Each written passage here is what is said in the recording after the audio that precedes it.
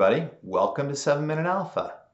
Today's subject is certainly something topical.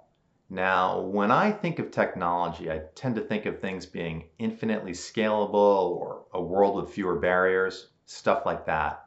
Now, ironically, I think we're starting to recognize that the increased adoption of AI has actual real-world physical implications. The power consumption that's associated with this technology, it's extraordinary. And I'm here today with my Australian-based colleague, David Jenkins, to talk things through a bit. David, can you give us a sense of what's going on here? Hello, Geoff, and hello, everyone. Thanks for tuning in. It's such an interesting topic we get to cover today, and just saying that feels odd because I never thought that utilities would be an interesting topic, but here we are. And I know we've spoken about this a lot, Geoff. There's a lot of detail here on a lot of stuff, so I think it's worthwhile framing our conversation just with the three key things we want to get across today. And those things being, one, data centers are going to use a heap of energy. Two, the US power grid's in terrible shape. And three, utilities have done pretty well in this backdrop, and they'll probably continue to do so. Now, I'll bring this topic back in a way that makes sense for me, and a way that it makes sense at least to friends and family when I've been rabbiting on to them about it lately. When you think about energy requirements and what has AI got to do with it for the Tina Turner fans out there, it's about a step change in general use of functions that we're all going to start doing from a job or general society perspective. And the example I like to use is pre-AI function, Google search, and then post-AI function, ChatGPT.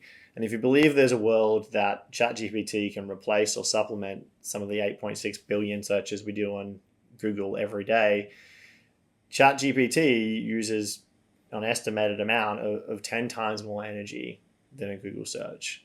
And where's that energy being generated? It's in the data centers that are processing your ChatGPT search, and that's where that energy consumption story really ties together. And then you think about it then from a relative consumption perspective, with these step changes in energy use by data centers and the power grids they're tapped into, a place like Ireland that has been encouraging data centers to be built there for a long time, the estimate is that by 2026, so pretty soon, 30% of all power on their grid is going to be used by data centers. In the US, it's 2.5% at the moment, and that's where the majority of data centers are set up globally. It's going to increase to 7.5% on some conservative estimates by 2030. So it's going to triple over the next 6 years.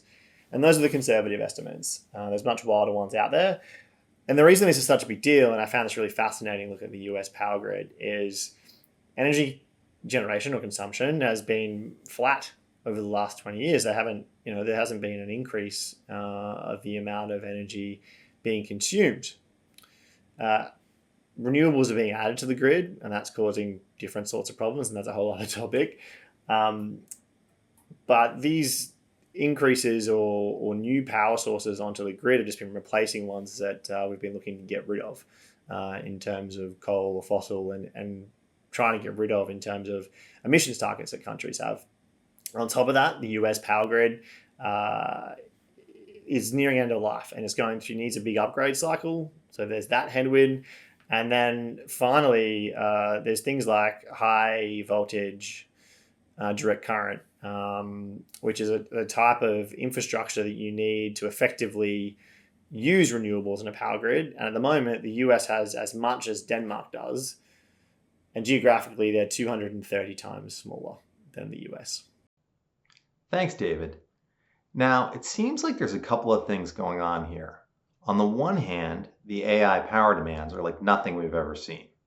And on the other hand, grid quality is not where it needs to be. Can we take a step back and think through the implications from an investment perspective? Yeah, thanks. Thanks, Geoff, and thanks for pulling me up. Let's cover those 2 points and reiterate what that means in terms of challenge and opportunity. So when it comes to data centers using lots of power and the power grid not being in great shape, it's a quick dot that you can connect that with all the GPUs that have been purchased and the increased power that existing data centers are going to use, the grids they're being put on will be strained and stressed, and they might not necessarily be able to implement and upgrade these data centers straight away.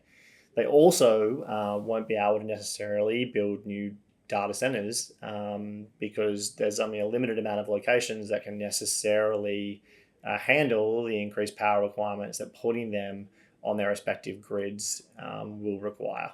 So, not to discount these risks to some of the semiconductor companies, for example, but what the market's been finding really interesting, and you can see that in terms of year-to-date returns from January through to the end of April, is that the companies that they believe will benefit from this challenge are utilities companies with excess power that can feed the increase in baseload capacity that data centers are going to bring to respective energy grids, as well as ones that are increasing CapEx to look to fulfill these needs that they see coming. And as you know, CapEx for these utilities companies generally leads to higher revenue in the long term, and it's quite transparent.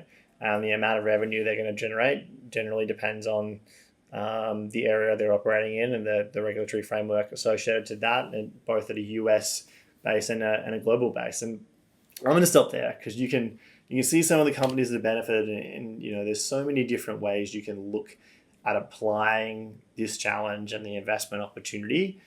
But these data points are evolving, so it's something that everyone's going to keep track of as the certainty of energy requirement becomes clearer.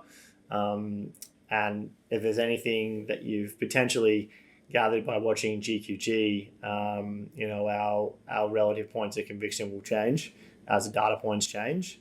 And it's definitely a Darwinistic approach to capital, and only the strongest ideas survive. So watch this space. Thanks, David. We really appreciate your insight, and thanks to our audience for listening in. Now, please remember, this is just meant to be a conversation starter, and if you'd like to take a deeper dive, please feel free to reach out to me or any of your GQG contacts, and we'd love to speak more about this. Thanks again, and have a great day.